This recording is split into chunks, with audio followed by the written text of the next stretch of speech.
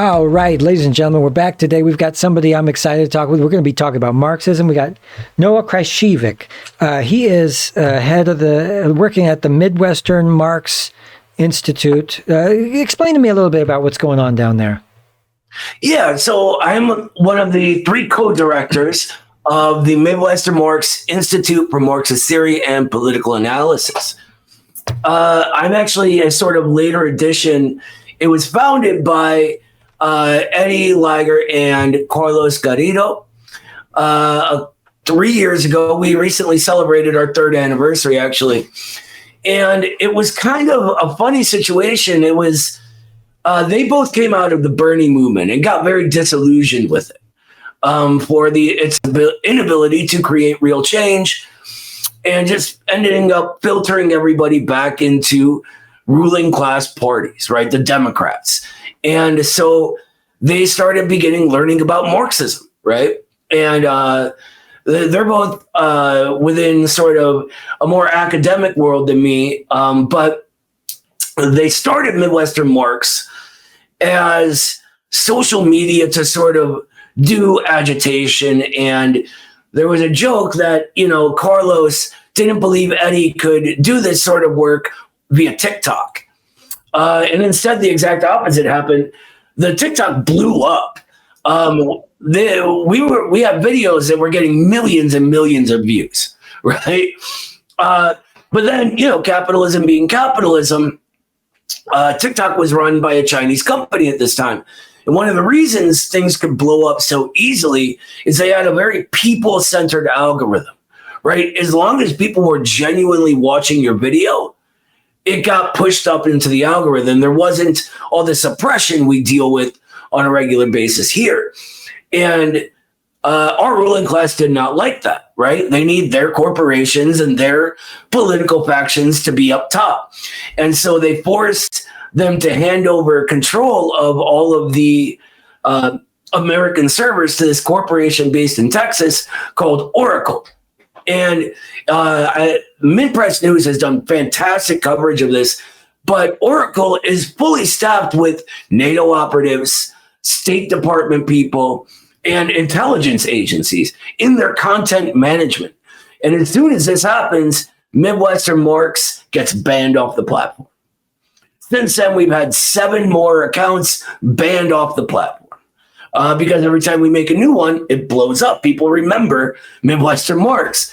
In the meantime, it's sort of spilled out and become this very big institute that I'm honestly honored to be a part of. I think we're doing tremendous work. We focus a lot on education and overcoming a lot of the distortions of what Marxism is that built up over the last period of American history. And, there's a lot of them. There's, distortions that say they're for it, distortions that say they're against it, all sorts of stuff. It works in layers. But what we do mostly now is focus on our publishing press. We're writing books and crafting new Marxist theory. And we have, that's a relatively new section of the Institute we call Marxism School.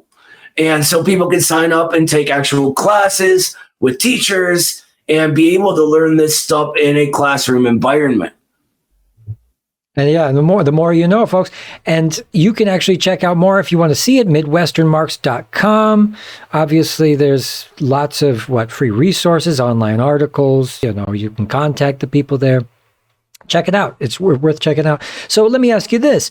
Everybody wasn't born a Marxist. We're born into this capitalist hellhole. What originally attracted you to Marxism? I have a unique story about this. So the general one is exactly what happened to Eddie and Carlos, right?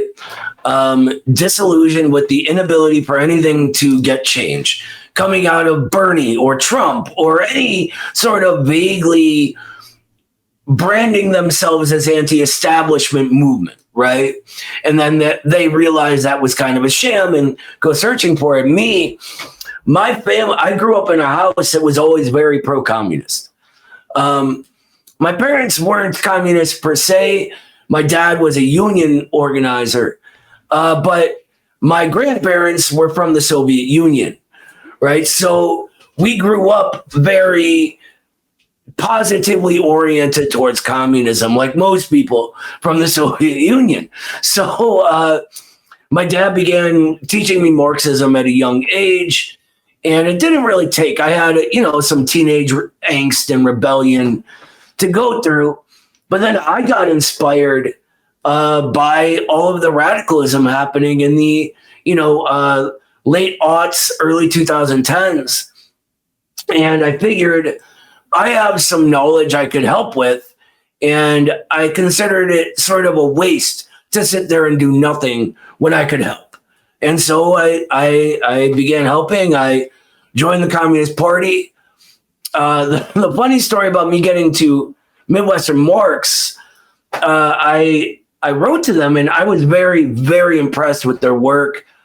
And I was like, hey, are you guys looking for writers? I'm sort of a theorist. And Carlos wrote me back, and he was like, that's a very big coincidence, because I had been writing you an email earlier today to see if you wanted to come work for us. So it's, been a growing relationship ever since. And these days, years down the line, these are like my best friends. And yeah, there's a lot of love in the Institute as well. That's good. Comrades, as you say.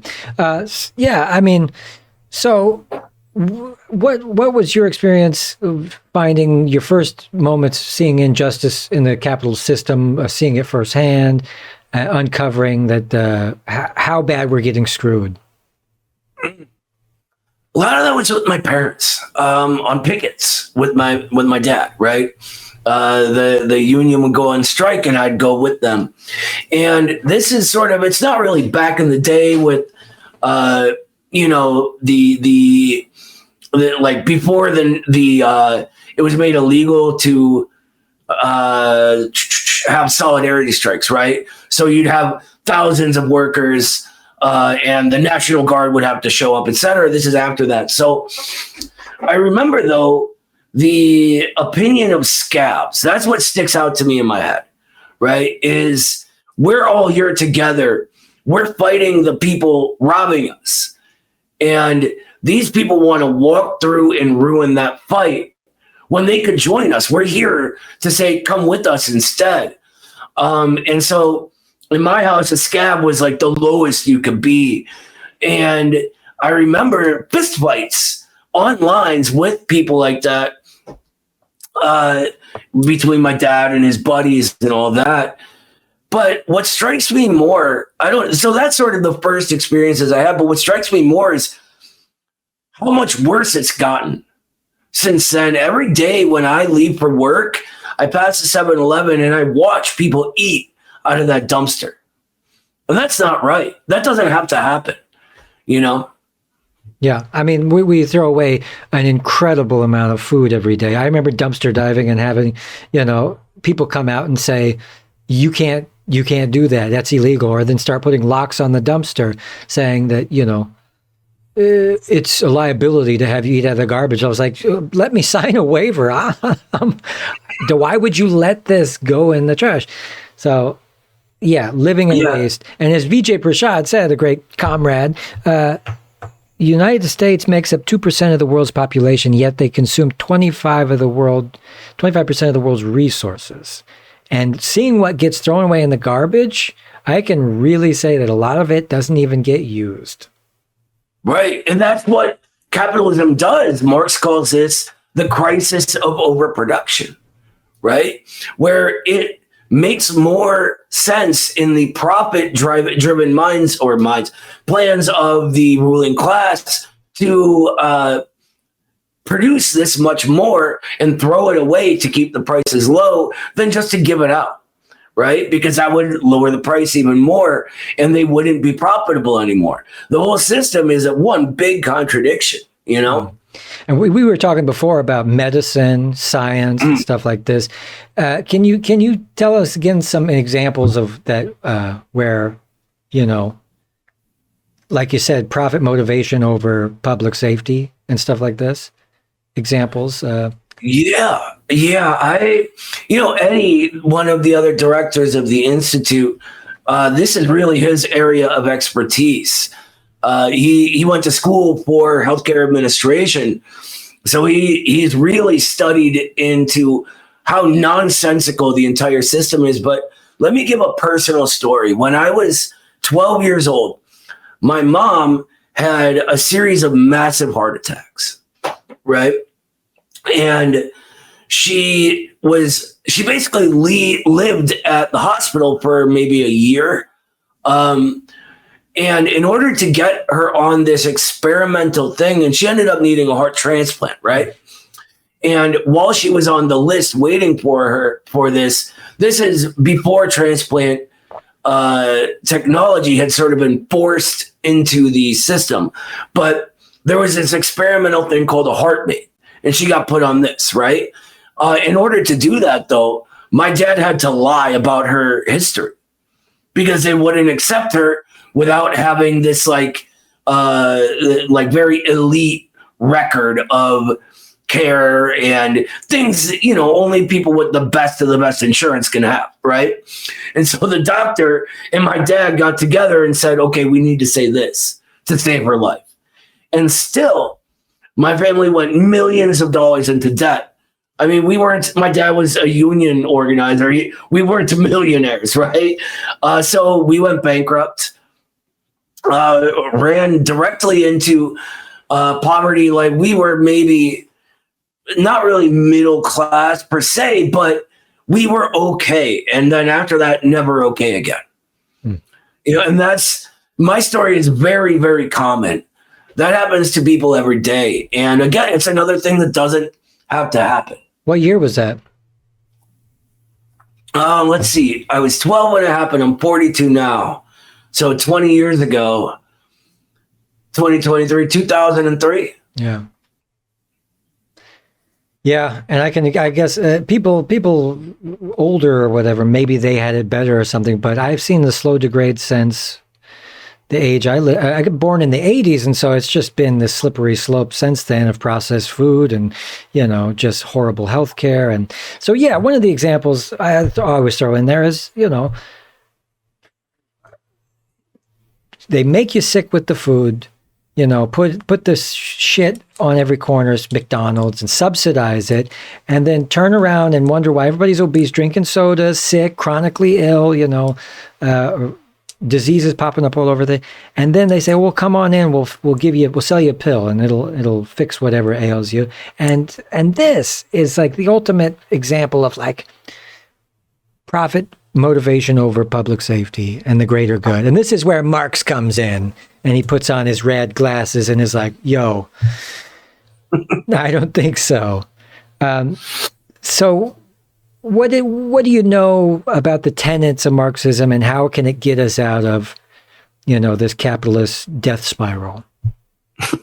Wow, that's a big question. I'm counting on you. Marxism, there are so many distortions going around about Marxism and what it is. And one of the most common ones is that it's a sort of fully elaborated new system that we seek to impose upon reality. But Marxism itself was created in order to overcome such thing. They called it utopianism, right? The utopian socialists. In Engels' major work, he's sort of describing the method, which Marx does in part, but in his major work, he's instead showing us the method in his description of capitalism and capital, right? So Engels in Anti-Düring, and most specifically in a pamphlet taken from that called Socialism, Utopian and Scientific, describes what Marxism is. And what it is a worldview, a way of seeing everything in the entire universe according to its history, its motion, how it moves and changes over time, and then the things it relates to, right? And so Engels puts it best when he says at the graveside tributes to Marx, right, when he died, he said that just as Darwin discovered the laws of evolution that govern biological matter, so Marx discovered the laws of evolution that govern human history. and society, right? And so what it is getting knowledge of how these things function on a scientific level is the only thing that can give us sort of insight into how to actually produce change, right? Rather than Robert Owen, one of the greatest utopian thinkers, creating all of these beautifully imagined colonies. They were planned out to the letter, but failed, right? They ended up failing, unfortunately. And Marxism overcomes this by understanding how this change happens imminently, objectively, from within the way the system operates itself. The system produces, as it draws to a place like we're getting to now, where it's just impossible to keep going on in the old way. It creates the type of people and new ideas that can change it to something that actually functions, right? There's a lot that goes into it, but we have a basics of Marxism class that's all for free on the internet right now. If anyone's interested in really diving deep into what it all entails. Yeah. What's the name of that website again? MidwesternMarx.com? Yeah, or just search us on YouTube or whatever. Yes. Yeah. Thank you. MidwesternMarx.com? Yeah, MidwesternMarx.com. Oh, okay. I'll go to MidwesternMarx.com. That was very, very incognito of you. Well done. Yeah, you have to like a nail into a wall, just pound it in there. Make sure people know. Yeah, I don't know. So Marxism can attribute and kind of reconcile anything that comes along, because it's the idea that we'll adjust our system based on all the moving parts, all the people, all, you know. Well, it sounds good to me. I mean, I don't see what the big deal is. So you obviously spend a lot of time on social media. You're vocal, you're active. What are some of the stupidest things that you hear about Marxism from people? The worst is always the stuff that got big in the early 2000s when libertarianism blew up. And I saw people will just believe anything. You know, it's like, if it's on a meme, they're like, oh, this must be true. I don't have to check and see whether that's true or not, right? Like, Marx never had a job was one of them. So how could you trust this guy who never had a job? My favorite is these guys are always Republican voters, right? One of Marx's major jobs was writing for the American Republican Party newspaper back in the day. He was their London correspondent. It was called the New York Daily Tribune. But yeah, like sort of one of the big ones is, you know, socialism sounds good on paper, but then when you try to force everyone to be equal, which isn't anywhere in socialism, Stalin comes up and eats everybody's babies, and then their babies, and then, you know, those babies have babies, and Stalin eats those babies, and yeah. That's always how it goes in socialism. Every time. I got in an argument with somebody about Cuba and stuff, and he was like, I just said, you know, capitalism has obviously got some flaws. He says, well, then you want gulags? You want to live in a gulag? It's like, is that my only two choices? You know, even gulags is like such a distorted, weird narrative. You know, at the height, so gulag is actually a Russian for the administration involved in prisons, right? So like all the bureaucrats and paperwork that had to go on, that was actually what a gulag was all that paperwork. Right? But they had these big, like almost rural towns that prisoners would go to and build, right? They were building their own houses, or they would be put to work in a factory, right? Or whatever. And they were always paid a real wage for this, right? While at the same time, the U.S.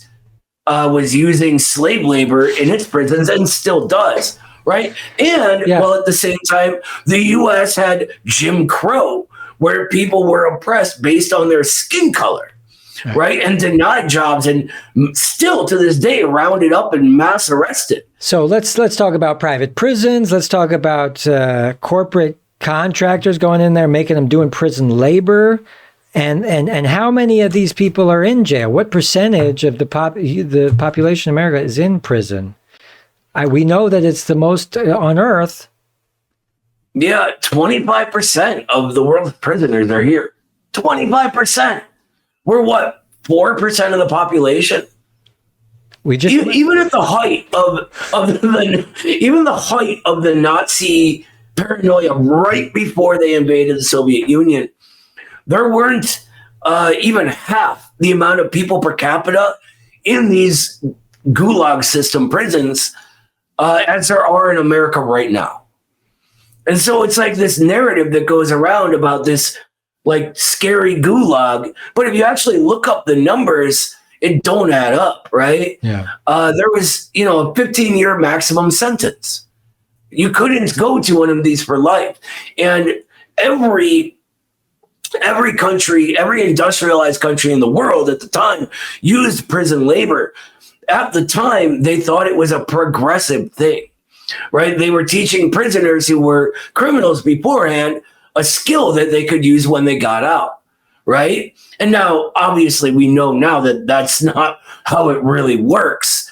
But the Soviets outlawed that prison labor in the 50s, along with every other country besides the U.S. It's insane. And so can you speak a little bit about, obviously the Soviet Union fell, 89 or whatever. What economically, and did all the communist tenets go with it? And what is up with Russia now as far as that stuff goes?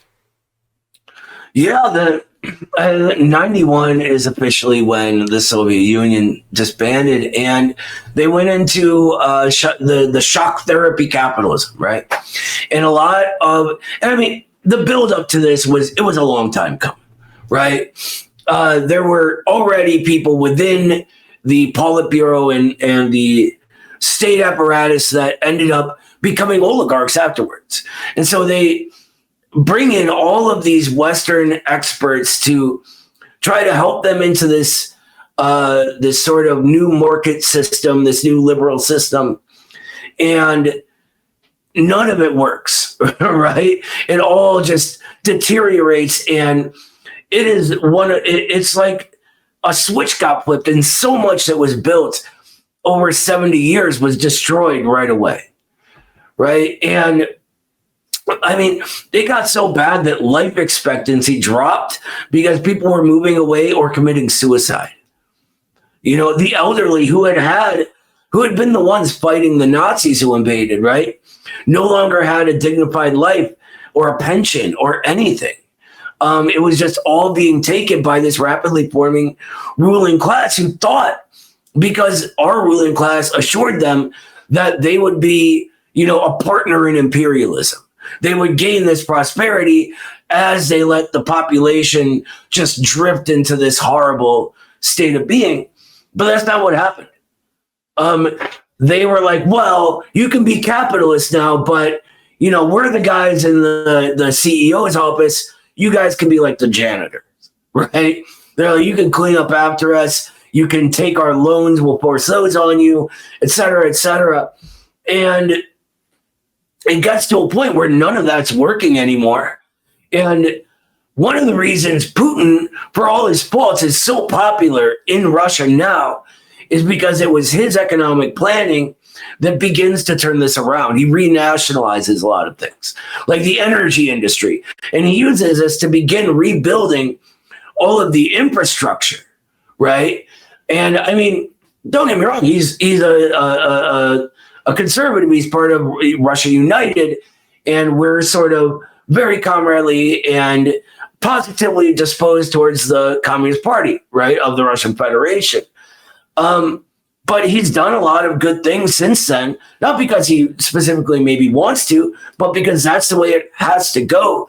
And so these days, we're getting to a point where he's negotiating with Zhuganov, the leader of the Communist Party there, about the ideas of socialism coming back, right? And they're sort of having to reanalyze their socialist path in order to move forward in the era of imperialism. Yeah. It seems like they took the bait and thought, oh, yeah, we'll do the free market thing. And then it backfired. And then their president just got drunk constantly. And it was apparently running naked down Pennsylvania Avenue outside the White House, drunk and naked, trying to hail a taxi so he could get pizza at like 2 a.m. What was it? What was the guy's name? Are you talking about Yeltsin? Yeah, Yeltsin. Is that a real story? Wow, I've never heard that one. Yeah, this is true. Wow. I'll link down below. I'm sure everybody would love to hear that. Yeah. So, and this ties into what we started talking about earlier, which was, the imperialist influences on other countries and how that affects them. Of course, we were talking about Niger right now and the coup that's happening there. So can you tell us a little bit about some of the ways that the U.S. has tried to undermine communist countries in the past? Yeah, I mean, look no further than the country who's, right on our border, 90 miles off of Key West in Florida is Cuba, right? And they've economically blockaded this tiny little island nation, right?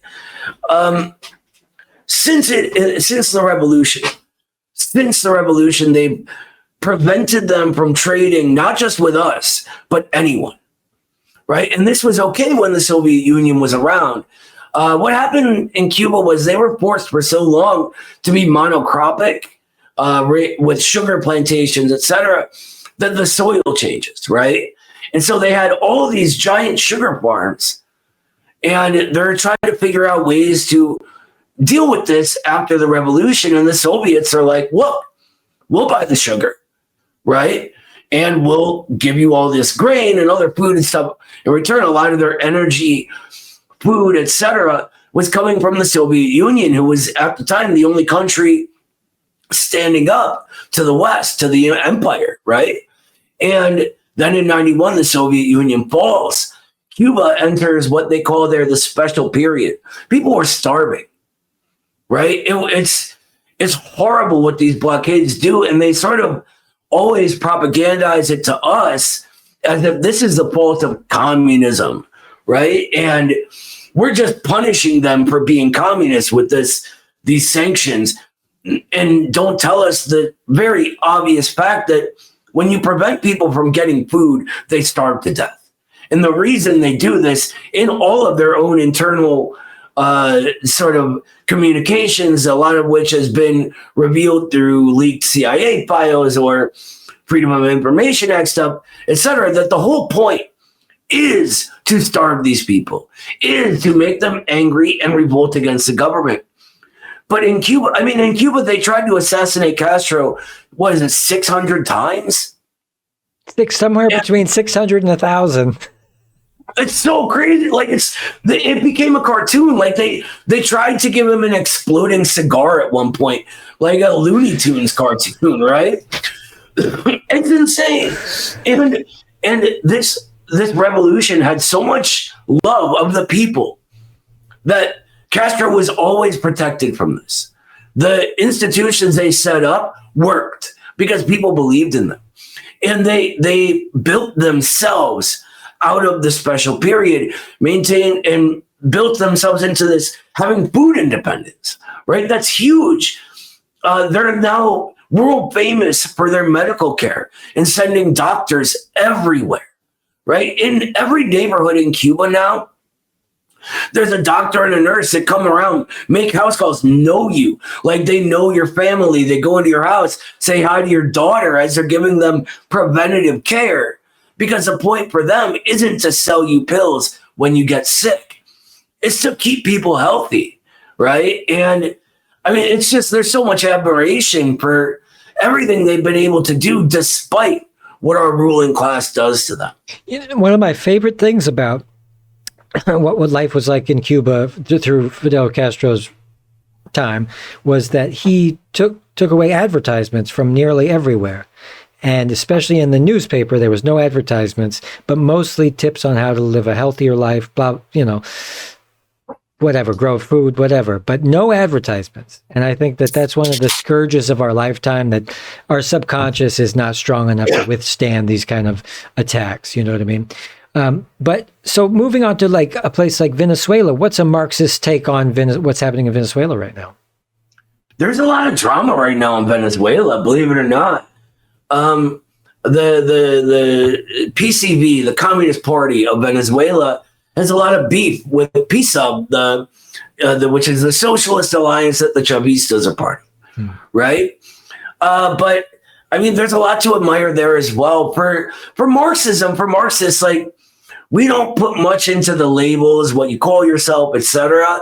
For us, it's more about the material substance. And the Bolivarian Revolution in its whole, there's a lot of amazing things they're doing. And despite the limitations, they're improving life for the people of Venezuela. And that's what's important.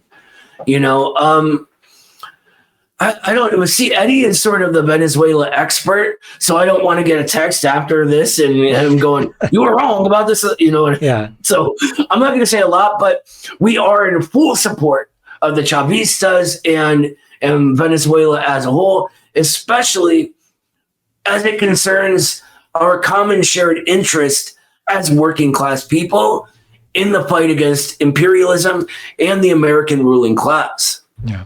So, and that's to be said. If you see that America is losing some influence in some country somewhere, most likely that's for the best to recalibrate the world power dynamic, because it's overdue, and it's about time that these coups that are happening. They're talking about decolonialization.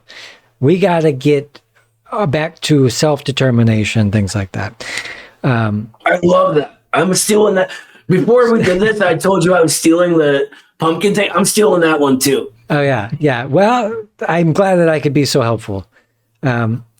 You have to come back and do this again, because this is fun. I also do live streams on Saturdays, so you also very cool. fun. Yeah, I would love to. Are we running out of time or? No, I just thought of midway. We'll take half time and just say we got to do this again. But no, I want to keep going because I have so many questions, and I've thrown you all these curveballs that weren't on the list, but you're doing really good. So tell me a little bit about China and misconceptions of China from the West's point of view. Oh, there's so many. I mean, where to start? That's another place where the Chinese Stalin will eat everybody's baby. Oh, sure. Right? Yeah. Yeah. So interestingly, there's a lot of like left misconceptions about China as well.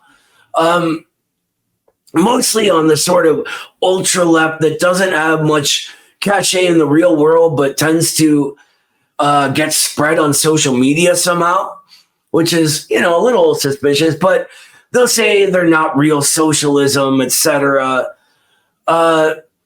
When, nothing could be further from the truth. Socialism isn't some, concrete set of policies that we want to impose on everything. It's the real movement of history, right? That's what the only time Marx ever wrote communism is. He basically says that communism is history moving by the general laws of development, right? And so socialism becomes sort of a general descriptor, just meaning a society that serves society itself. And so the way they go about doing it is just it's historically determined, right? So yes, they have markets there, especially in luxury goods, but it's still planned by the Communist Party and the state, etc.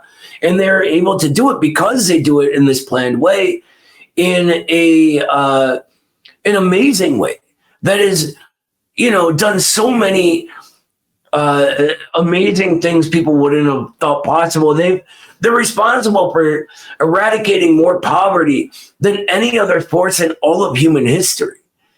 And that our ruling class will talk about human rights violations and whatnot, and they'll twist all sorts of narratives to, accuse them of this and that. But right there, that is a genuine, concrete human right, being able to live a dignified life, where before they weren't, and that to me is what's really important and why they have such a high approval rating there, And I wonder what's I've kind of done a bit of research on that, but what's the standard of living differences that we can say of a place like China versus the United States? Because obviously we know leftists especially should know that your standard of living is crumbling and peaking and stuff like this. So, what do you have to say about what do you know about China? What's it like to live for the average working class person over there? Yeah, that's another thing, that their standard of living is rising more rapidly than even the Soviets did in the 30s, which nobody thought was possible. Back in the day, they called that the Soviet miracle, right? Before the sort of post-World War II era, when it was all about demonizing them. And that's not to say there isn't still a lot of poor people in China. There are, right? Not to say that life isn't hard for people. It can be, right? They're a regular country with regular problems. But their entire government apparatus and state is focused on improving life for those people. And that's why they can steadily increase as ours decreases. In the US, we had to fight for all that. They did too. But after the revolution, it's the people who are now the focus, right? And that's the difference. One of the big myths is a sort of, they overwork everyone, right? And this is in China, they called this the 996 lifestyle, right? Like 9 hours a day, whatever it is, I forget.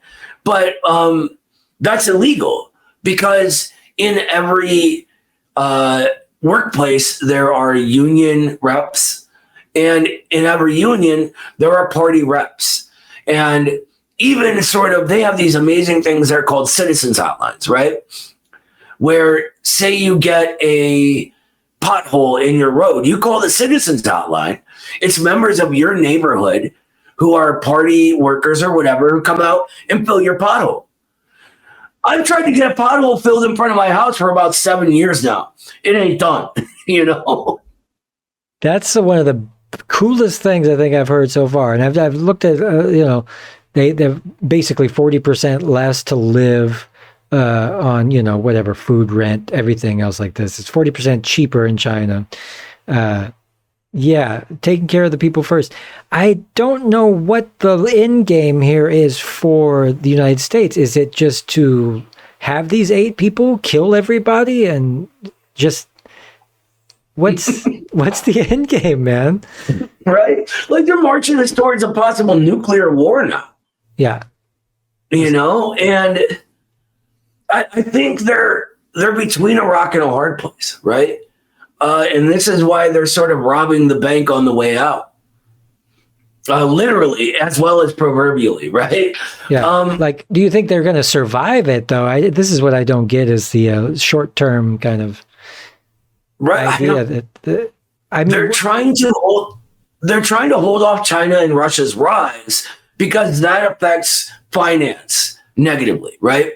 They need these other countries to be dependent on the dollar for trade and loans, et cetera, in order to keep this system of sort of finance and currency tipping back and forth, as they can't stabilize both. At the same time, they need us here to go into more and more debt, as you've seen it pushed on us, because everything operates now on speculation. When Marx was doing his work, commodity production reigned supreme, right? But in 2008, something interesting happens.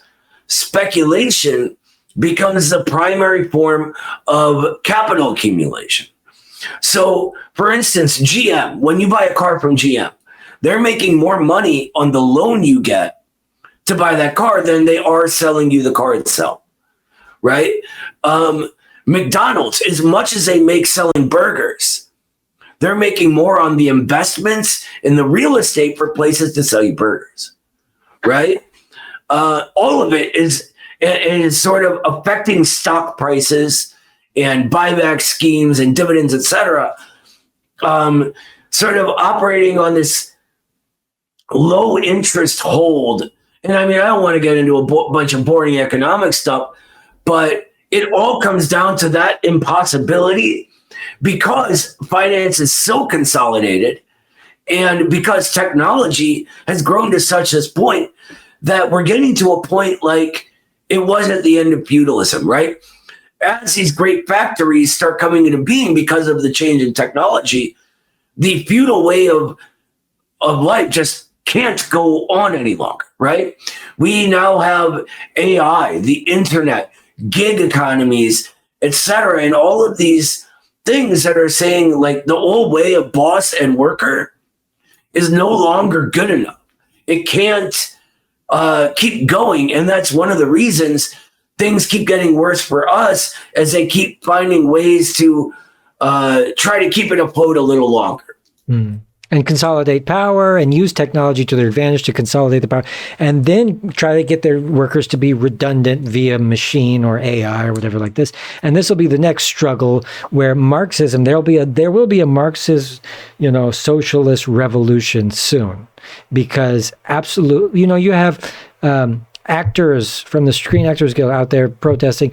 They're taking movie stars' jobs now. There was talk that Disney was going to scan people one time, the 3D scan, take your, body and your, and then use you as a puppet in 3D animation and pay you a one-time fee of $100 and say, oh, that was literally the plot of a Black Mirror episode.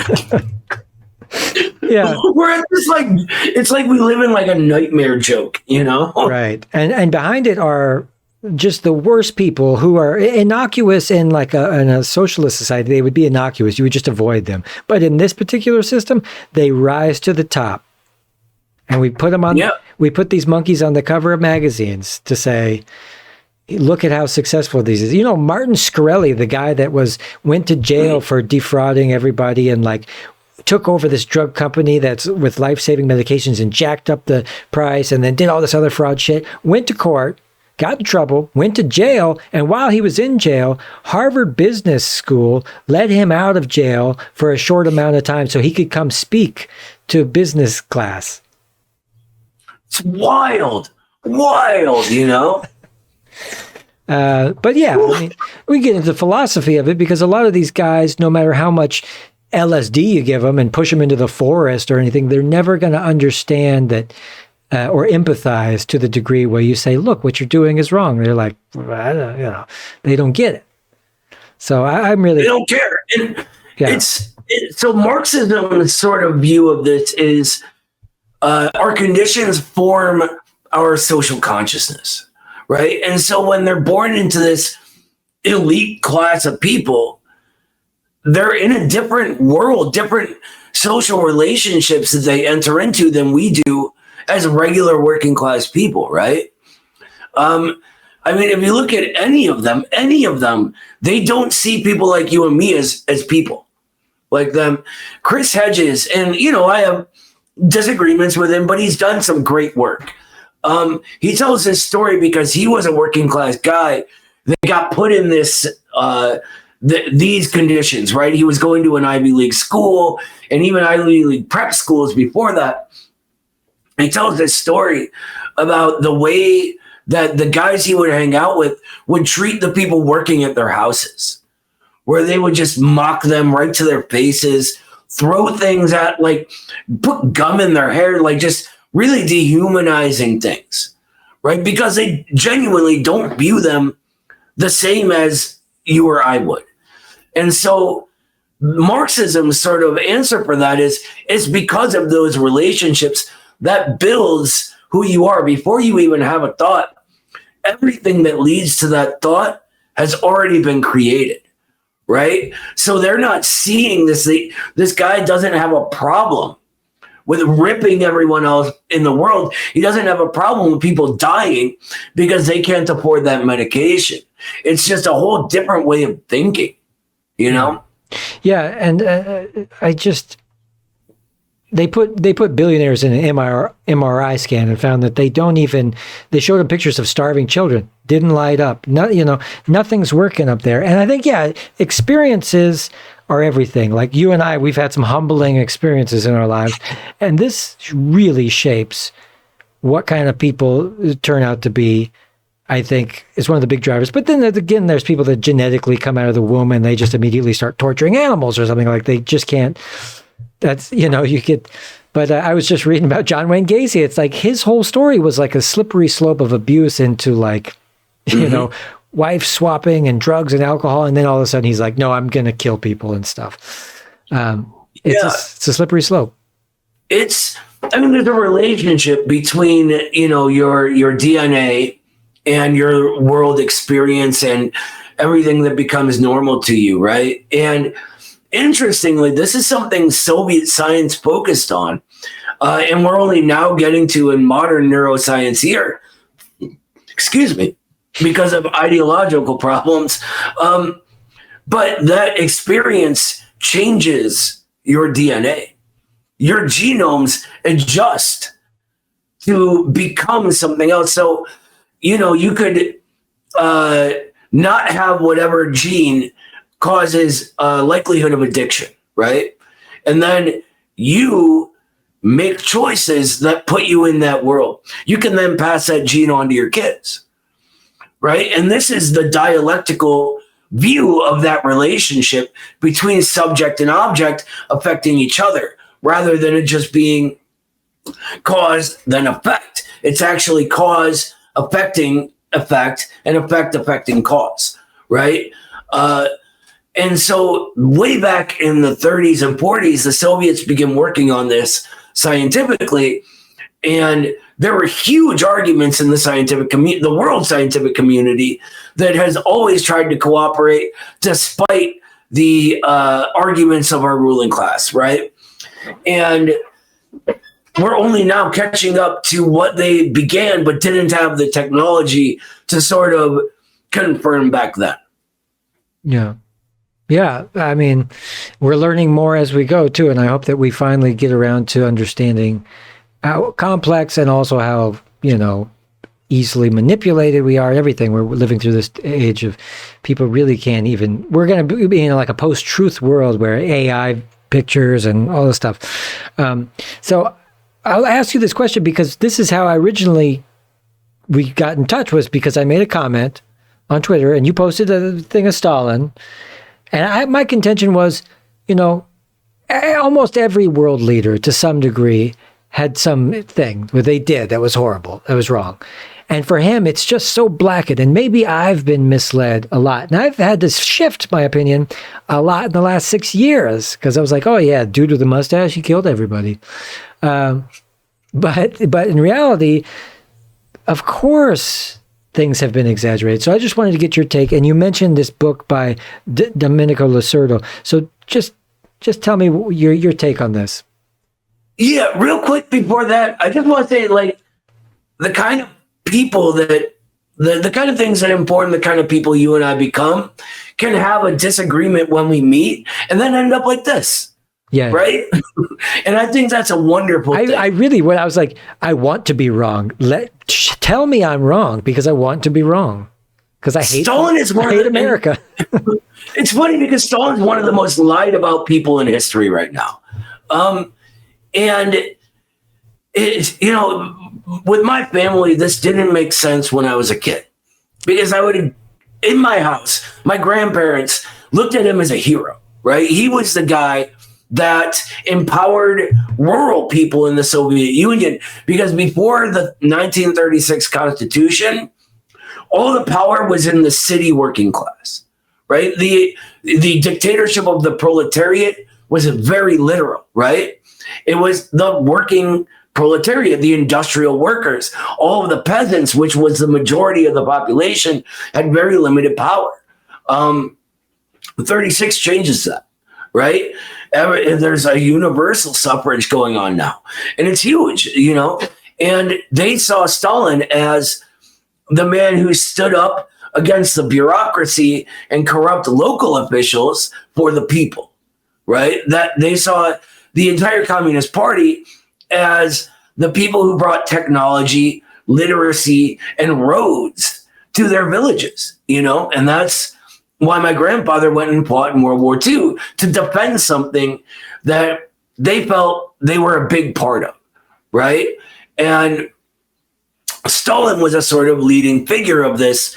He actually said that history will pile up refuse on his grave that will then get blown away in time, right? So there are a few really, really good sort of historiographers in this field, like Domenico Lacerda in his book, which goes into a few of the big myths. Grover Furr is another one. Vladimir Bobrov is another one in Russia. The sort of myth that he was some tyrant and dictator fades away even in anti-communist historiography these days. There's a big one, Stephen Kotkin, and his first book does away with that dictator myth right away, right? That everything Stalin was saying in public, he actually said in private. And if you look into the actual system that the Soviet Union used, it was as democratic as anything you'd ever seen in history at the time, right? And they used this thing on multiple levels, and it's very similar to the Chinese system these days, because it all originates from a plan by Lenin that he called democratic centralism, right? Where you have democracy in layers, and it begins at the local level, where, you know, everyone in your town or my town, we can all run for the office on whatever council it is, right? And it doesn't matter, you're in the party, out of the party. They had a ton of different working class advocacy groups, women's groups, different special interests, that kind of thing. Unions were really, really big. And they would all, you know, choose their own candidates, put them forward. People would have giant debates, you know, like days and days long debates.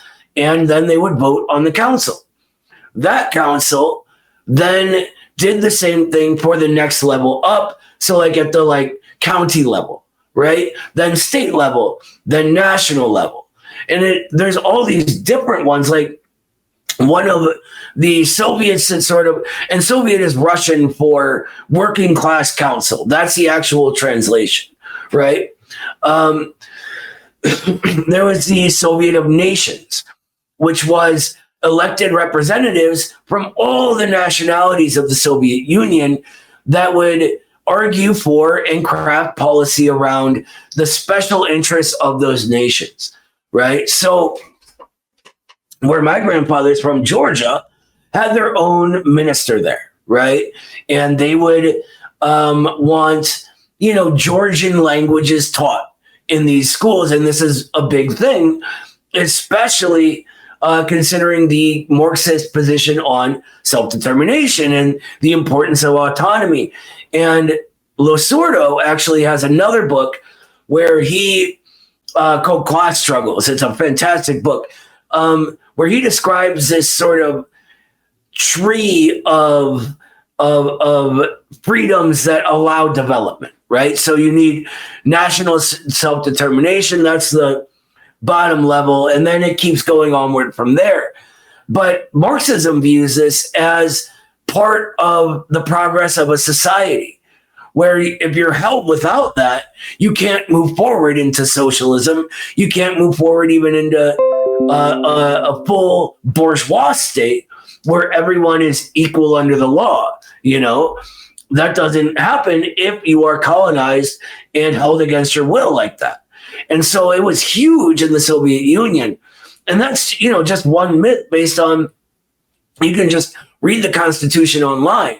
And you see then when you do that, all of these books, all of these movies that say dictator, that's just not accurate.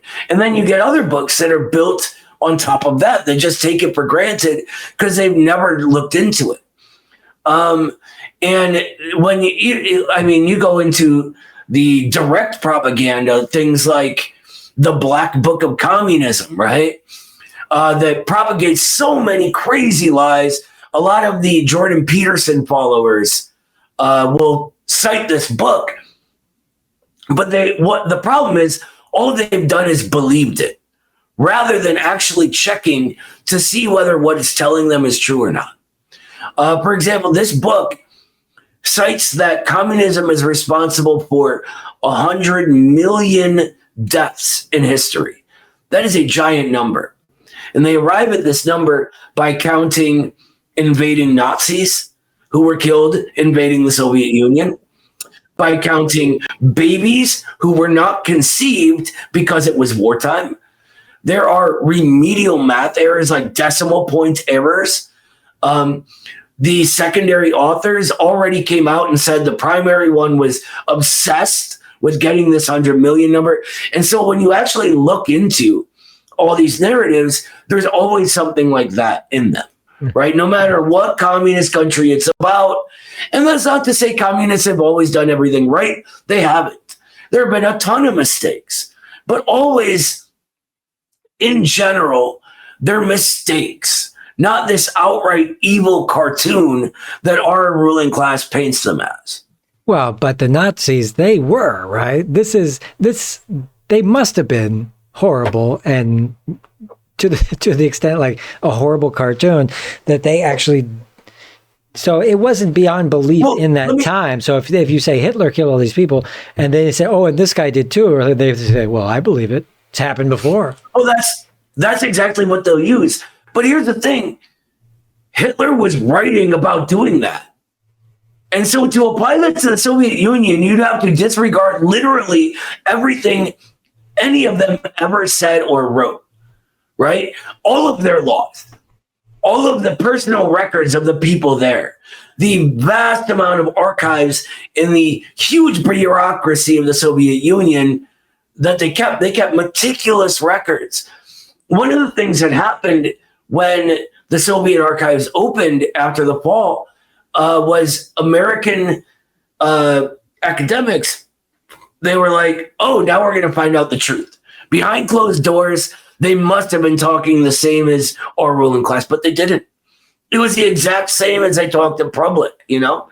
And not only that, we can go to records, you know, of what the Nazis actually did. We can go all the way down to primary sources, right? And see, the Holocaust was very real. Very, very real. It is one of the most documented things in history. And if you read books on it, you can check one book source, go to that book source, then go to the next one, and they all line up. When you do that with the Soviet Union, however, you will always find sources that do not line up, that lead back to American intelligence. Robert Conquest is a big primary source. He was a British intelligence agent who never had a primary source, or they'll use fiction. Like one of the primary sources they use is this book called The Gulag Archipelago, right? Written by Alexander Solzhenitsyn, who was a fascist organizer, who went to jail in the Soviet Union for this crime, who was given treatment in jail for his cancer, then released because there is a maximum sentence. He was released. Then he writes this book and he says, this is the stories of everyone in the Gulag. His wife immediately comes out and says, that's not true. He was making them up and I was watching him, right? Like there's just so much weirdness. You have to like actually believe rather than being able to verify these things. What's the name of that lady from North Korea who's got so much to say about how... Yeonmi Park. What's the story there? Eddie from the Institute has a ton of videos debunking her. Oh my God. And she's paid by so many different outlets. She makes a ton of money on speaking engagements. I mean, she's like the one that like, you can look at one video and see the next one, she's saying something contradictory.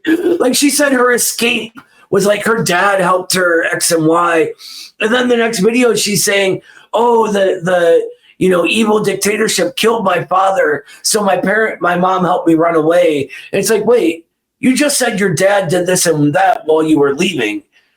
Like, it's like, yeah, come on, think, people. Yeah. And just how exaggerated it's spawned a lot of jokes on the internet, how ridiculous in North Korea, they, chop you up and put you in a shoebox and make you work for 19 hours a day. And then burn your ashes. And yeah. One of my favorites is that in a prison, the people were eating rats who were eating people who were eating rats. And like this like circle of rats and people eating each other. Like an orgy of cannibalism and, Right. Yeah, I'm gonna... Or another good one is that Kim Jong-un was shooting people with anti-aircraft guns.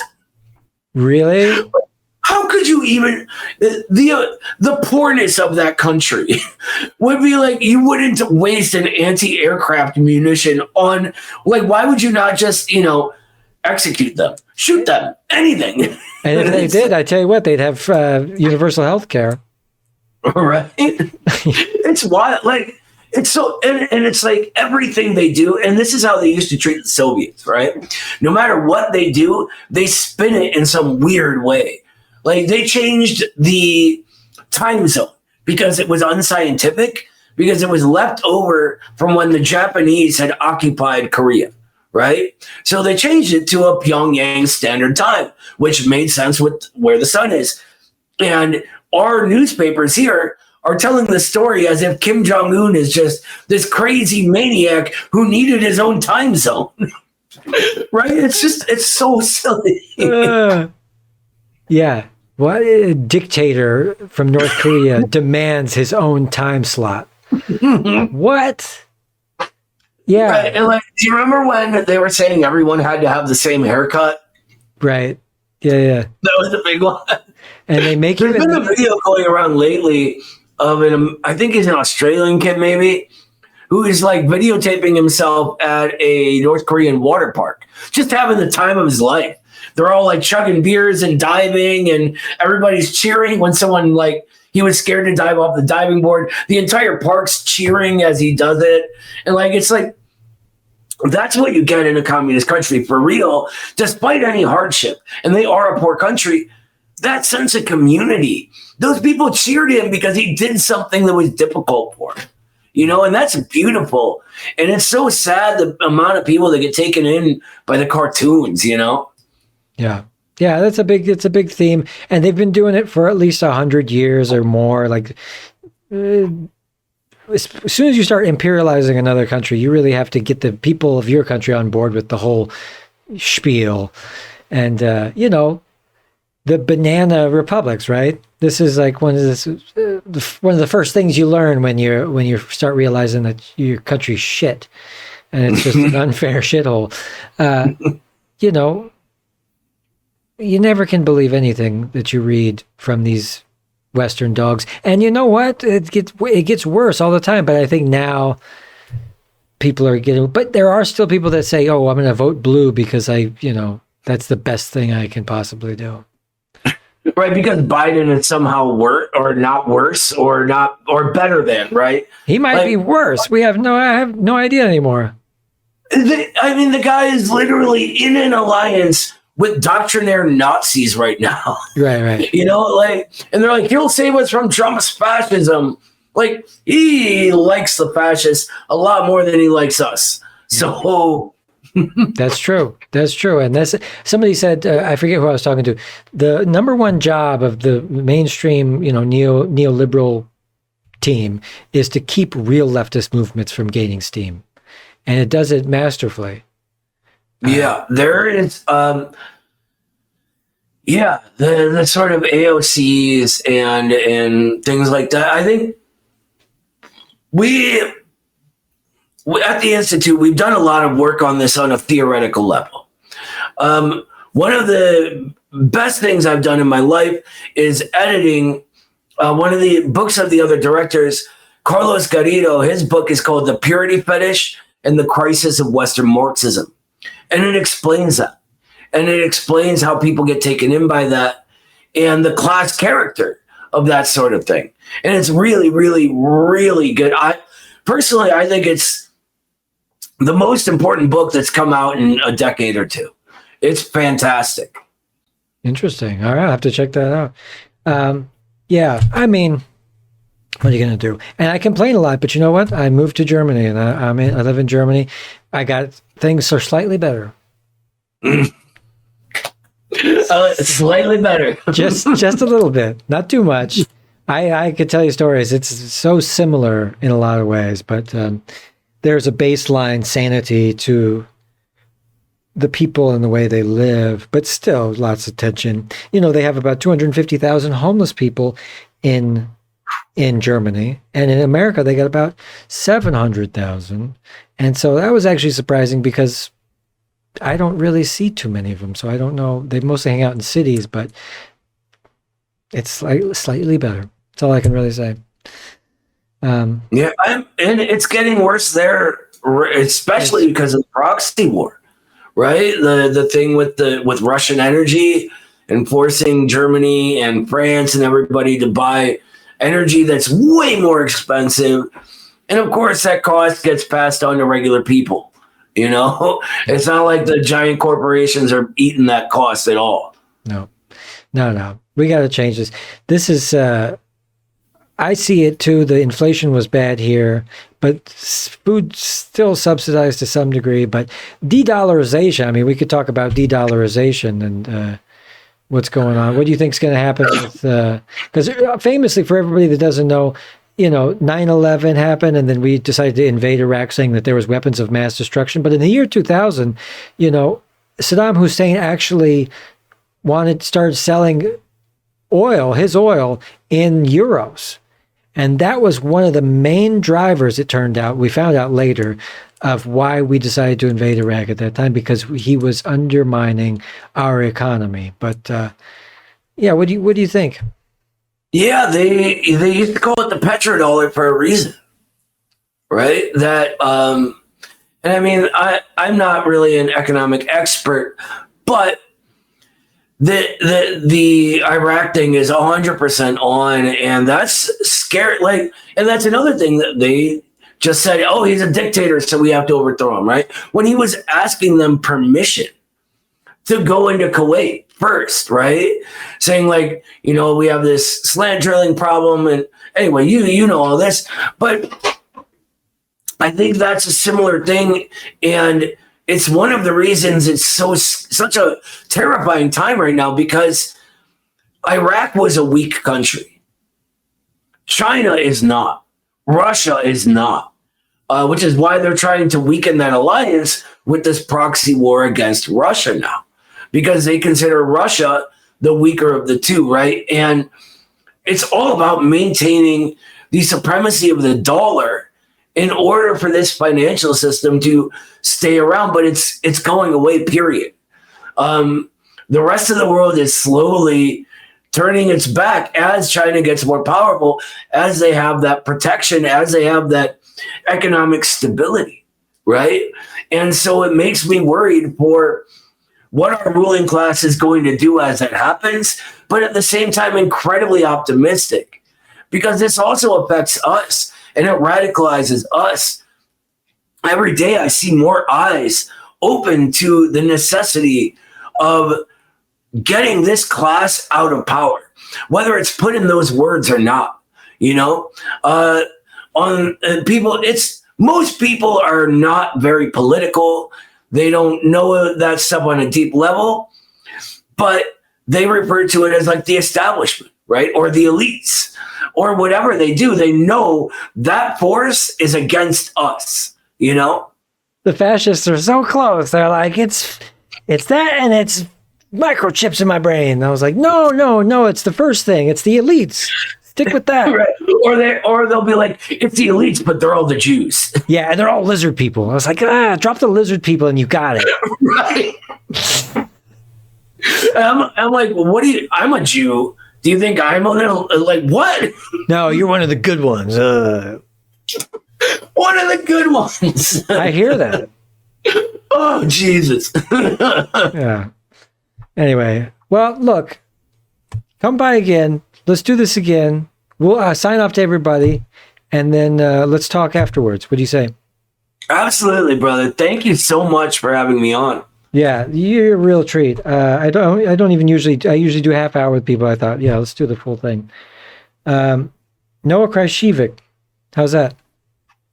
You got it. First try. Amazing. Wonderful human being, Marxist, communist spy. No, great guy. We're going to have him back, come on the live stream, and We'll see you guys later. Everybody, thanks for coming, everybody. See you next time. Bye.